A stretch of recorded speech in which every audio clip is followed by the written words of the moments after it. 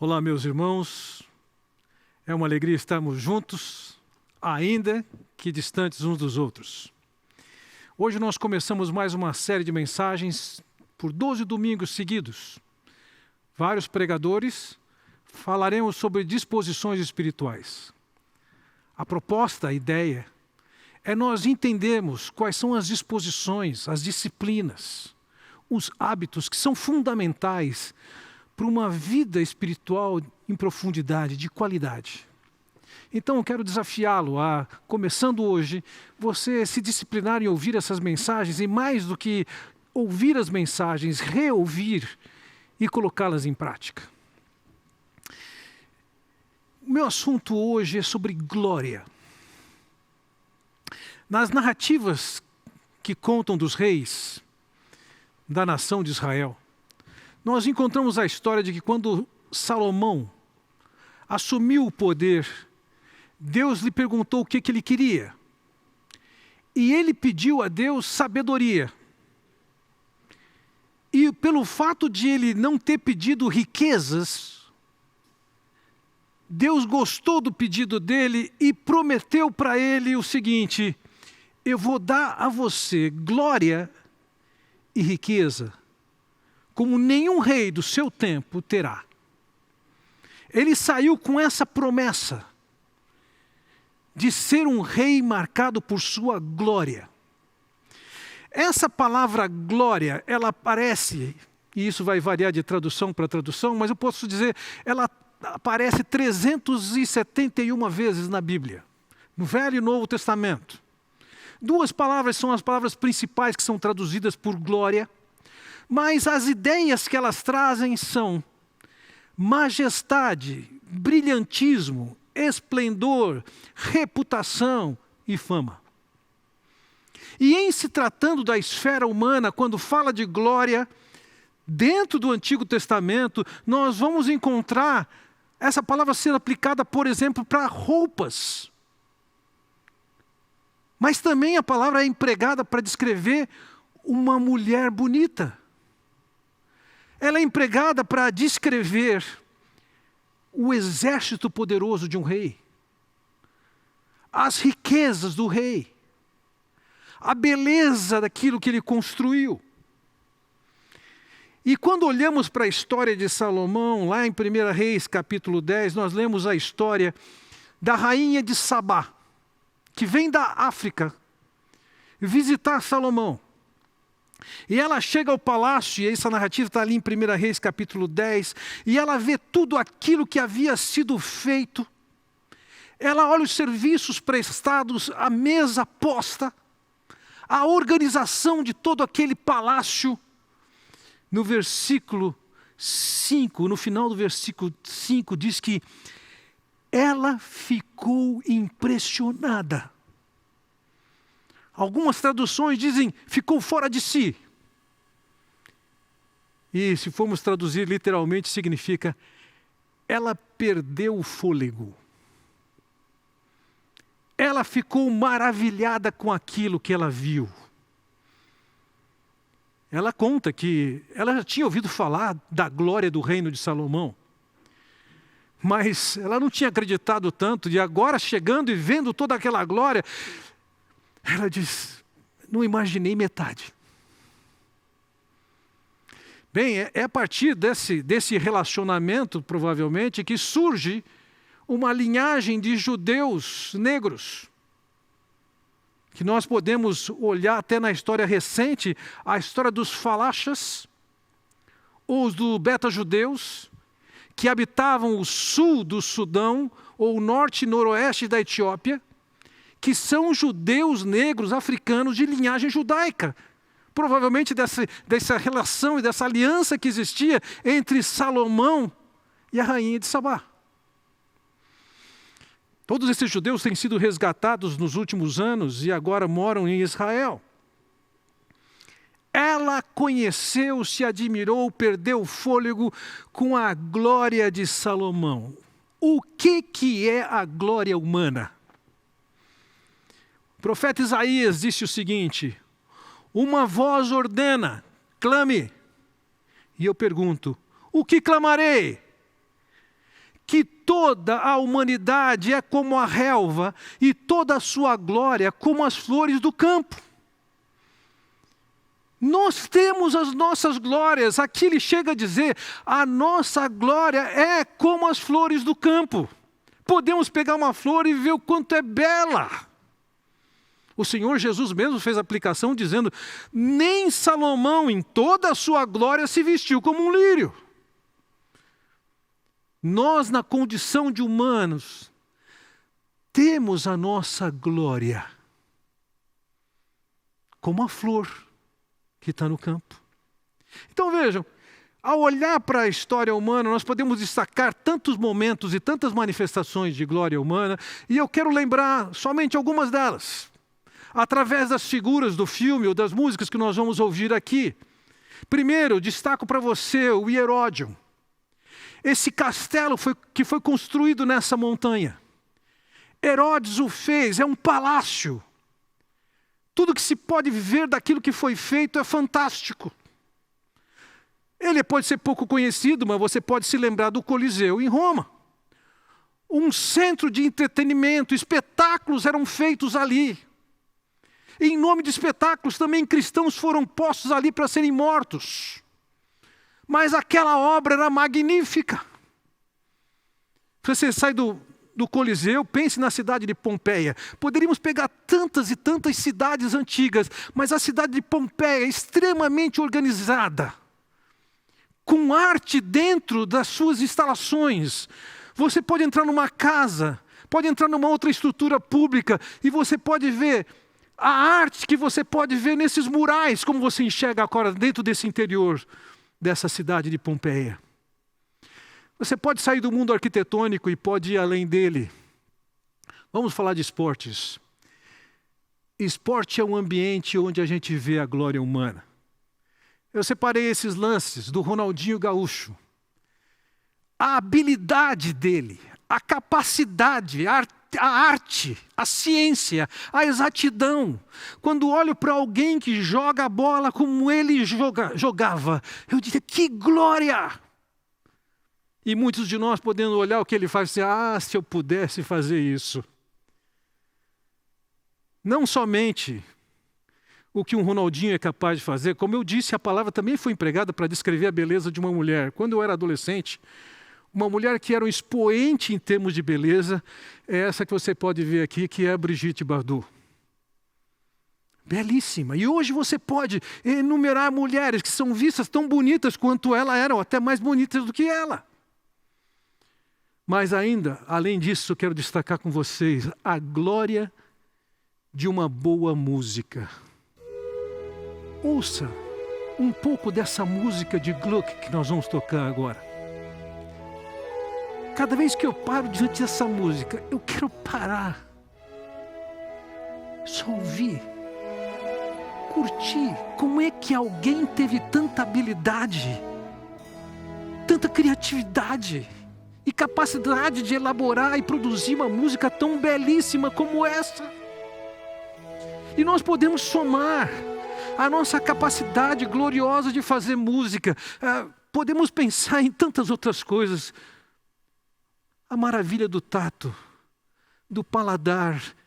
E a rainha de Sabá, quando está ali naquele palácio, ela pode sentir o cheiro da comida, ela pode provar aquela comida. Passamos disso, podemos pensar em tecnologia. Aqui em Campinas mesmo nós temos alguns centros de ciência e tecnologia. Temos aqui pertinho de nós os Sírios, um laboratório de estudo, com tanta tecnologia, tanto água de ponto, mas nós não precisamos de longe. Se nós temos um celular na mão, na minha opinião, já temos tanta tecnologia com um celular. O que eu menos faço é telefonar.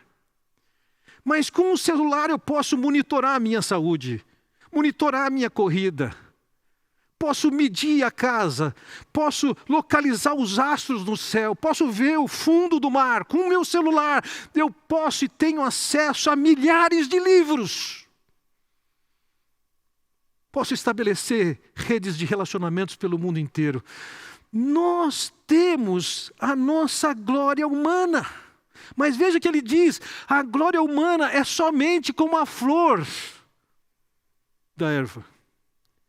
Ele continua ali em Isaías 47. A relva murcha e cai a sua flor quando o vento do Senhor sopra sobre ele. E ele diz, o povo não passa de relva. A relva murcha, a glória humana, ela é belíssima, mas ela murcha. Ela passa, e quando nós olhamos para essas coisas que nós acabamos de ver, gloriosas no passado, o Hieródion, aquele palácio magnífico, o que ele é hoje? Eu pude andar por ali. Pedra, poeira, destruição, plena ruína, como você pode ver nessa fotografia. O Coliseu, algo tão imponente, e essa figura você já está acostumado de ver também, resultado de terremotos, de tempo de uso. O que acontece? Ruína, a glória caiu. Quando você pensa, então, em Pompeia, o que aconteceu? Os fluxos piroclásticos desceram daquele vulcão e encobriram a cidade, destruíram o que você tem hoje. Vá além disso. Se nós ficamos impressionados com as jogadas do Ronaldinho, olha essa imagem do Ronaldinho que você pode ver agora. Preso no Paraguai. A glória humana é como a flor da relva. Não somente o Ronaldinho. Essa senhora que você pode ver agora aqui é a Brigitte Bardot nos nossos dias. Com todo o respeito por ela, acabou a glória. A glória humana passa. Mas aí você pode dizer, mas Fernando, é verdade que essas coisas passam, mas a música não passa. A glória da música continua gloriosa. A música do Gluck continua tão linda quanto ela é. Mas a verdade é, quantos de vocês conhecem a música do Gluck? Quantos de nós valorizamos a música do Gluck? Ao contrário, as músicas que estão tocando nas paradas é essa que você está ouvindo assim, agora. E por uma questão de respeito a você, eu vou deixar eu tocar muito pouquinho tempo. A música gloriosa não passou, mas passaram com ela e substituíram pelo lixo. A glória humana passa. E quando pensamos na tecnologia, veja, o celular que hoje pode ser alta tecnologia, mas há alguns anos se tornou obsoleto e não vale mais nada. No tempo que alguns de vocês eram crianças, esse aparelho telefônico que está sendo projetado aí era um sinal de glória de tecnologia. E hoje, as pessoas nem sabem o que é, não saberiam usar, pouca utilidade, funcionamento comprometido.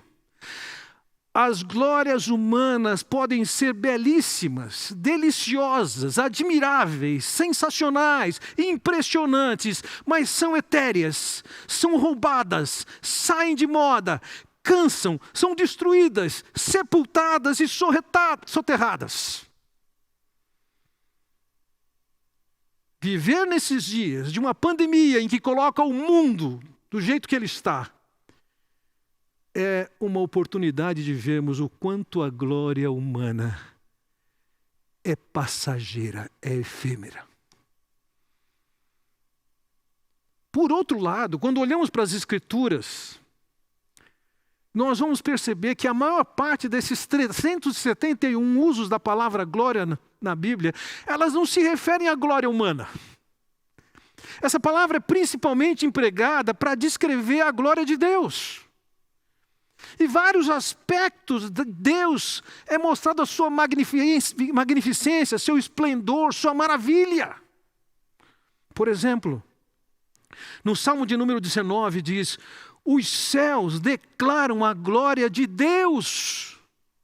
Quanto mais nós contemplamos esse mundo criado, esse universo criado, quanto mais nós conhecemos esse mundo, nós nos maravilhamos com o arquiteto que está por trás dele, com o designer que está por trás dele.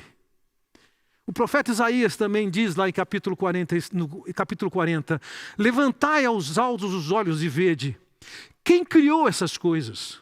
Aquele que faz sair o seu exército de estrelas, todas bem contadas, as quais ele chama pelo nome, por ser ele grande em força e forte em poder, nenhuma só venha a faltar.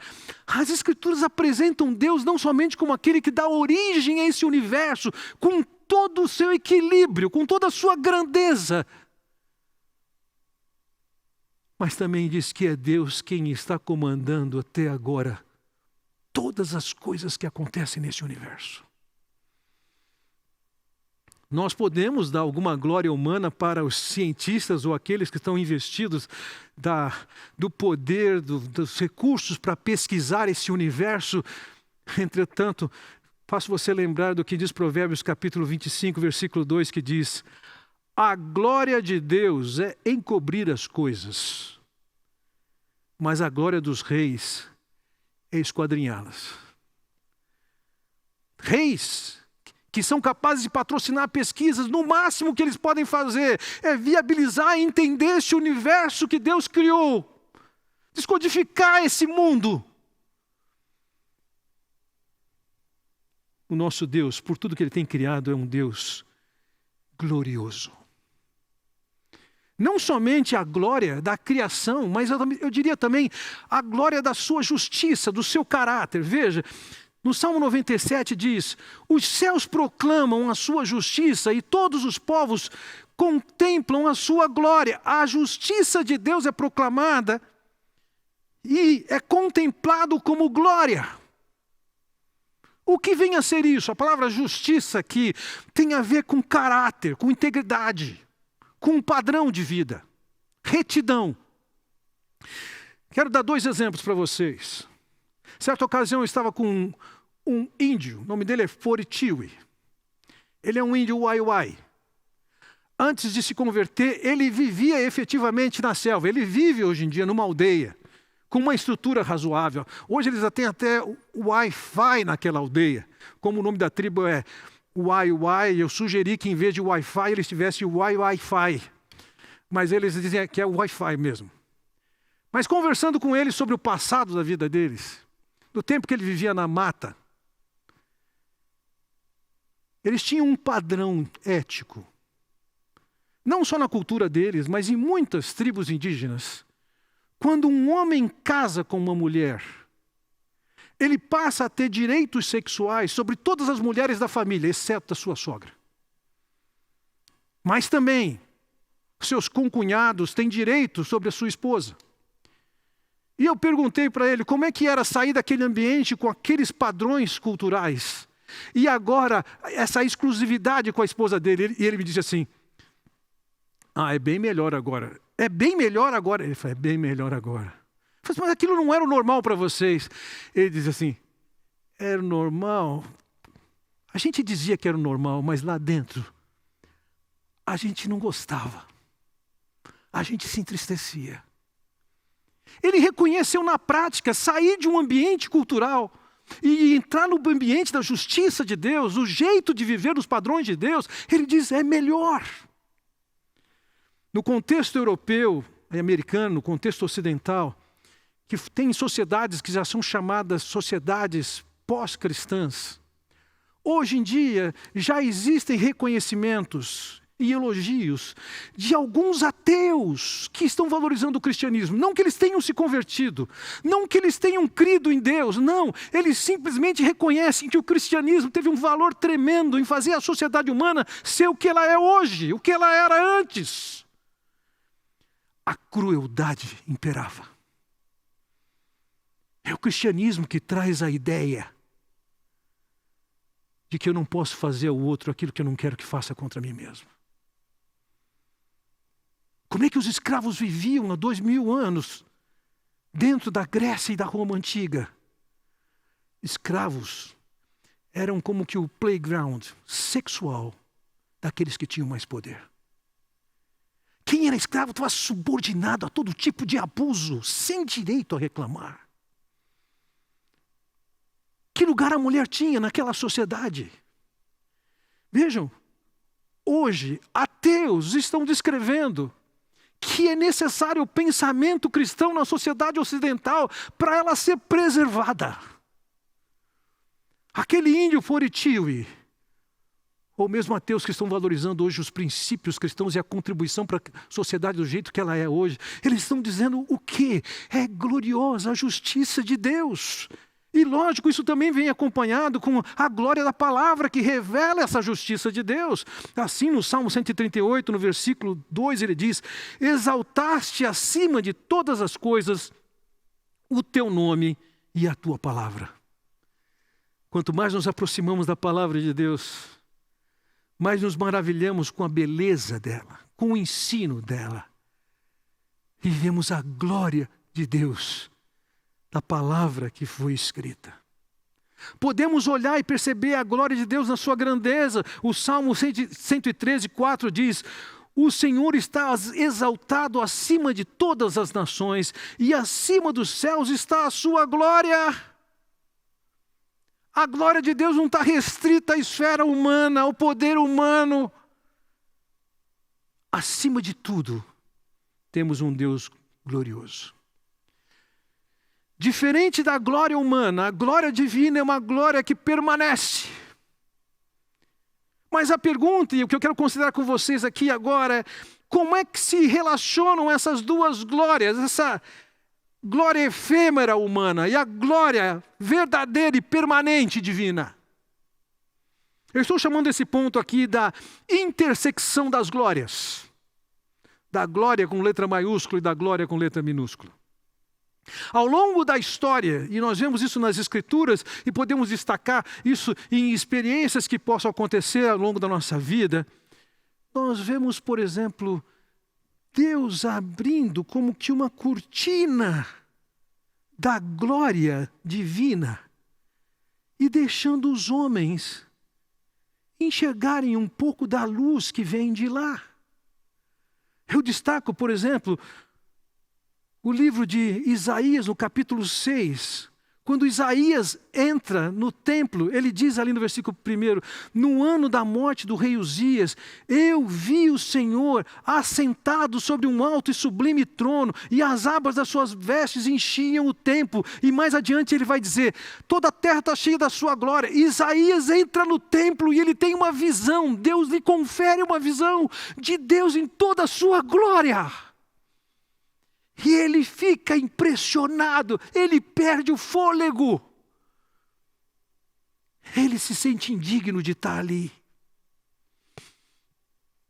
Não somente isso, além de uma visão de Deus, houve manifestações na história que estavam marcadas a presença de Deus ali. Por exemplo, em Lucas 2 diz, e aconteceu que um anjo do Senhor apareceu-lhes, e a glória do Senhor resplandeceu ao redor deles, e ficaram aterrorizados. Ou seja, diante da manifestação de um anjo, de um enviado de Deus, houve uma manifestação tal da glória, do brilho, do esplendor divino, que as pessoas, ao invés de curtirem, ficaram assustadas. Mas, sem sombra de dúvida, a principal e maior intersecção entre a glória divina e a glória humana, nós vamos encontrar na vida do Senhor Jesus Cristo. Em João capítulo 1, versículo 14, é dito, e o Verbo se fez carne e habitou entre nós. Foi Deus quem enviou seu Filho, veio em forma humana, habitou conosco.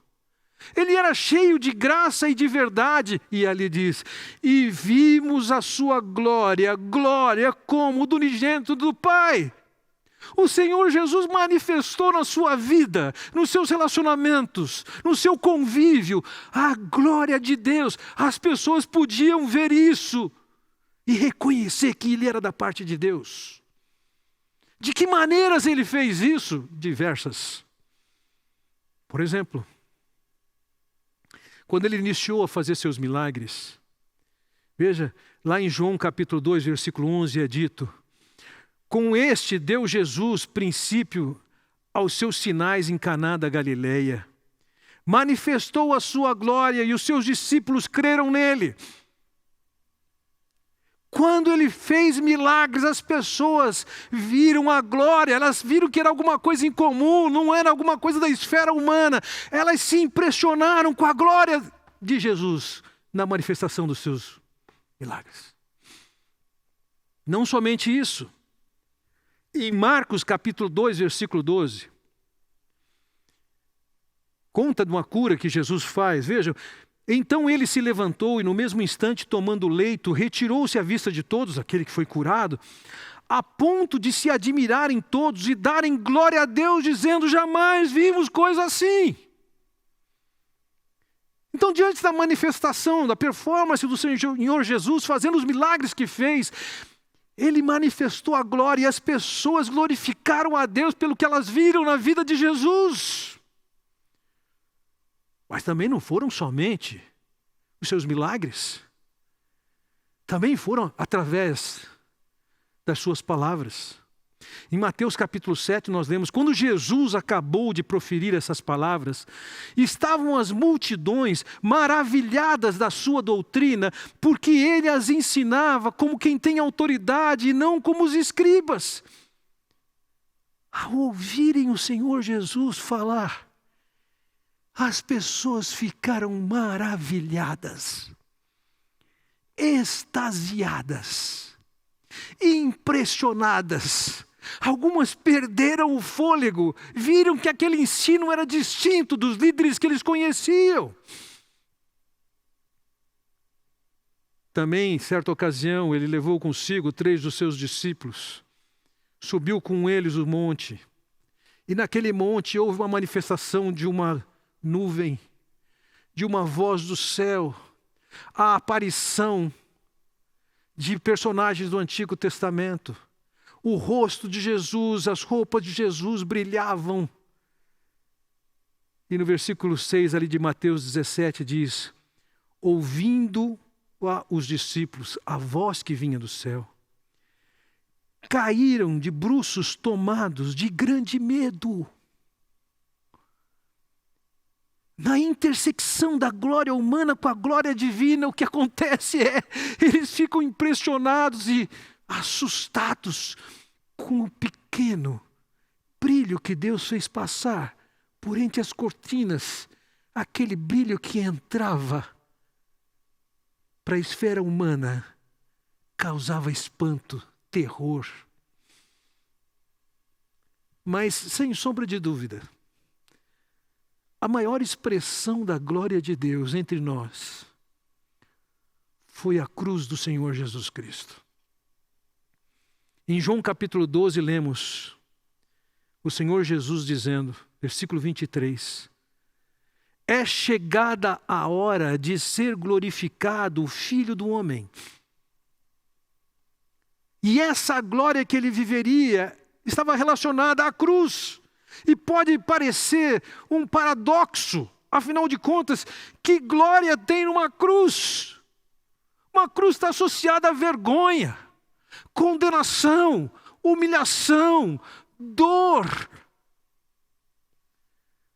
A glória daquela cruz é porque o imenso amor de Deus fez com que o seu Filho viesse na forma de um de nós, um humano.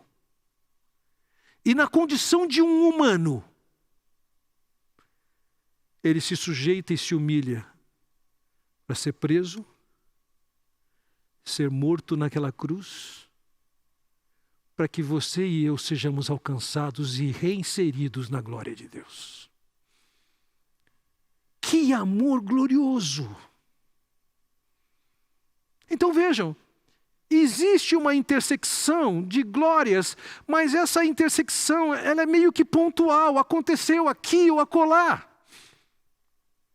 A bem da verdade, a vida que nós temos normal é uma vida marcada por tensões.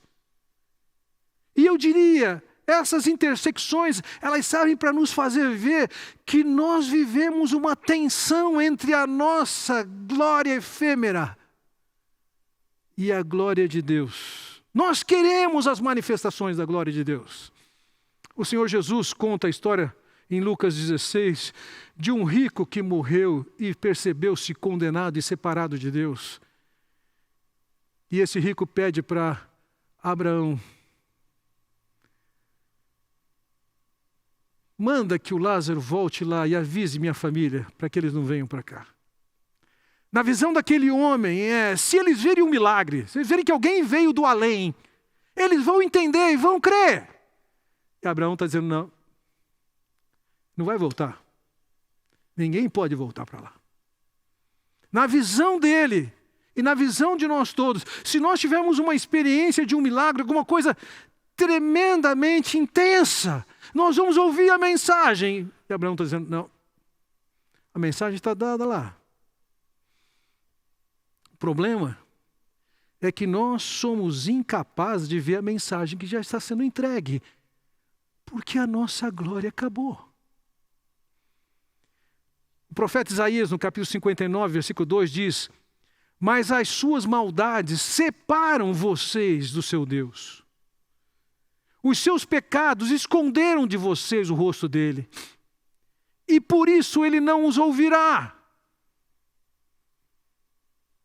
O nosso pecado fez separação entre nós e o nosso Deus.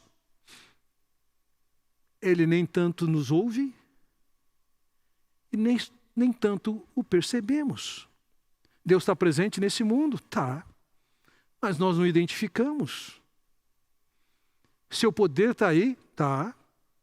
Mas muitos não percebem.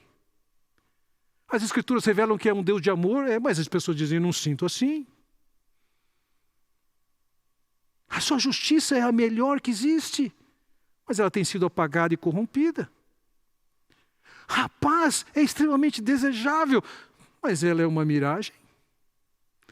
O fato é que nós fomos postos à parte da glória de Deus. Com todas essas letras, Paulo, quando escreve aos Romanos, ele diz ali no capítulo 3, versículo 23, todos pecaram e estão destituídos da glória de Deus. Nós fomos colocados à parte. Existe um Deus glorioso. Existe uma humanidade. E você é assim, marcado por esse pecado que o separa e não o deixa desfrutar da glória. E a soma disso, o que é? A sociedade humana, o que é? Opressão, violência, corrupção, roubo, maldição, pragas. Nós fomos banidos da glória de Deus. E assim construímos nossas vidas entre sonhos, ilusões, decepções, mágoas, ressentimentos e, sobretudo, desesperança do que podemos fazer. Num ambiente, num tempo como o nosso, como uma pandemia, é importante nós vermos o quanto o mundo que nós imaginamos, sonhamos, confiamos, desmonta. A glória humana desapareceu. Nós não somos capazes de fazer o mundo ideal que o nosso Deus planejou. Qual é a solução disso? E estou falando essas coisas porque a maneira de nós vivermos uma verdadeira espiritualidade começa por um reatamento com Deus. Quando nós reconhecemos a nossa insignificância, que a nossa glória nada é, que nós estamos separados de Deus e que não vale a pena viver longe dele. E quando nós encontramos em Deus a solução para nós voltarmos para ele, nós começamos a desfrutar da glória dele. O apóstolo Pedro, quando escreveu sua primeira carta, no capítulo 1, ele diz assim no versículo 18, sabendo que não foi mediante coisas corruptíveis como prata ou ouro, que fostes resgatados do vosso fútil procedimento que vossos pais vos legaram. Em primeiro lugar, a obra de Deus por nós, através do Senhor Jesus Cristo, é uma obra de resgate. O seu Filho veio naquela cruz, morreu por nós, para nos resgatar. Nos tirar do banimento, do exílio da sua glória, para nos colocar junto dele. Um pouco mais adiante, no versículo 22, diz, tendo purificado a vossa alma pela obediência à verdade, além de sermos resgatados, nós somos purificados, nós temos as nossas culpas, todos temos. Mas quando Cristo morreu naquela cruz, ele morreu e seus pecados, os meus pecados foram julgados. De modo que quando obedecemos à verdade, quando cremos nessa mensagem, nossas culpas são tiradas, resgatado, purificado. Então no versículo 23 ele diz: pois fostes regenerados não de semente corruptível, mas de incorruptível, mediante a palavra de Deus, a qual vive e é permanente. Quem é resgatado é purificado e é regenerado. E vejam, regenerado aqui não significa alguém que foi restaurado. Tinha uma vida perversa e se tornou um bom homem. Temos esse sentido de regenerado, mas aqui o sentido exato é: nós fomos gerados novamente. Com a vida que nós tínhamos, com a bios que nós temos, ela é insuficiente para chegarmos até Deus e vivemos na esfera divina. Isso nos reconduz a um encontro do Senhor Jesus, registrado em João capítulo 3, em que Jesus diz a um homem que expressa ter alguma confiança nele. Ele diz: em verdade te digo que se alguém não nascer de novo, não pode ver o reino de Deus. Mais adiante, no versículo 7, ele diz: não te admires de eu te dizer, importa-vos nascer de novo. Isso é regenerar, nascer de novo. O Cristo que nos resgata naquela cruz, que nos purifica dos nossos pecados naquela cruz, é o mesmo Cristo que nos dá uma nova vida, que nos permite viver dentro da esfera divina. Então nós podemos, e muitos de nós já desfrutamos do fato de termos sido resgatados, purificados, e ganhamos uma nova vida, e agora temos um relacionamento com Deus. E o que devemos fazer?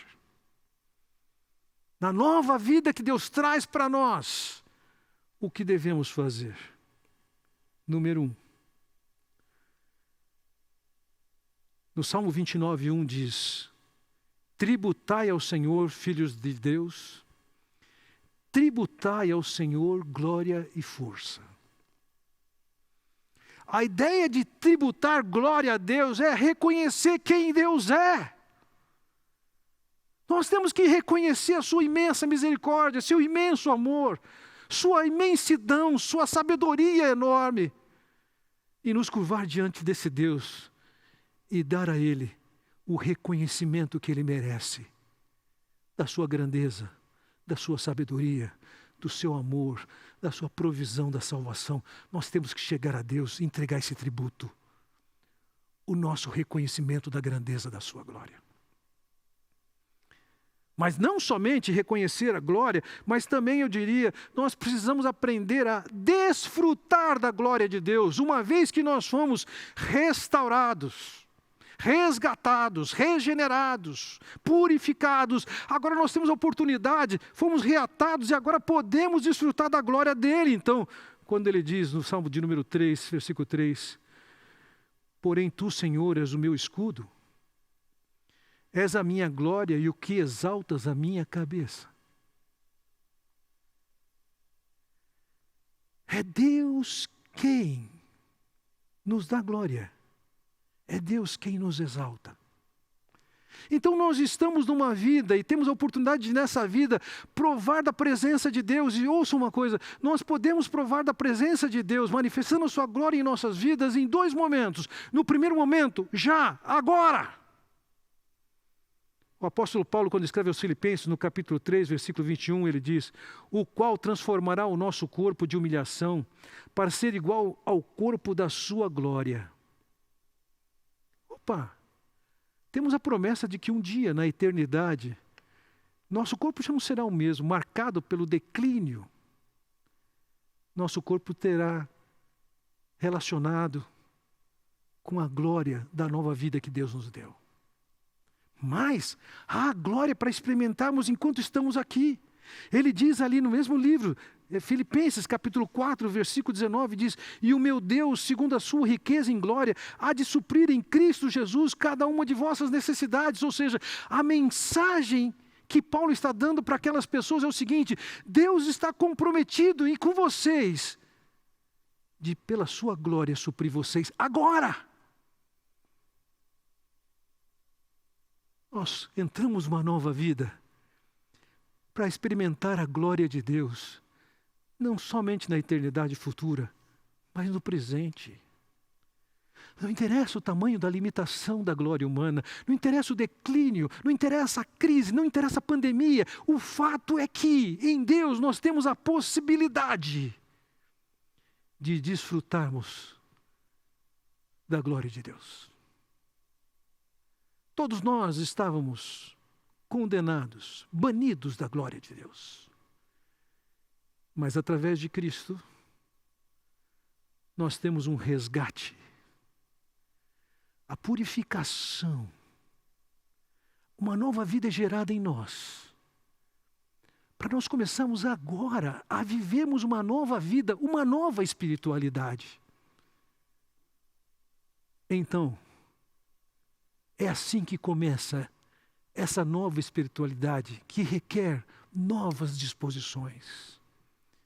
Eu só introduzo essa série porque essa mensagem, essa vida que Deus tem proposto para nós, ela começa através do nosso reconhecimento, desse novo nascimento, desse prostrar-se diante de Deus e reconhecer quem Ele é, o que Ele tem feito por nós.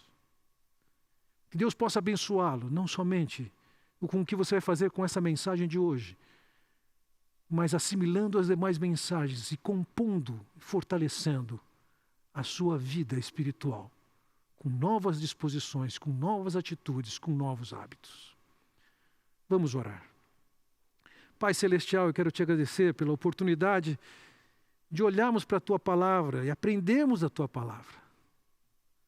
Ó Pai Santo, pedimos-te que o Senhor esteja falando com cada um aqui, que eventualmente até não conheça, não experimenta ainda da Tua glória, não viveu a experiência ainda do resgate, da purificação, do novo nascimento, mas que todos nós entendamos que esse resgate, que essa purificação, que essa nova vida nos é dada para que nós possamos nos aproximar de Ti, vivermos uma nova realidade, vivermos uma nova espiritualidade, marcada pela presença gloriosa da Tua mão em nossas vidas.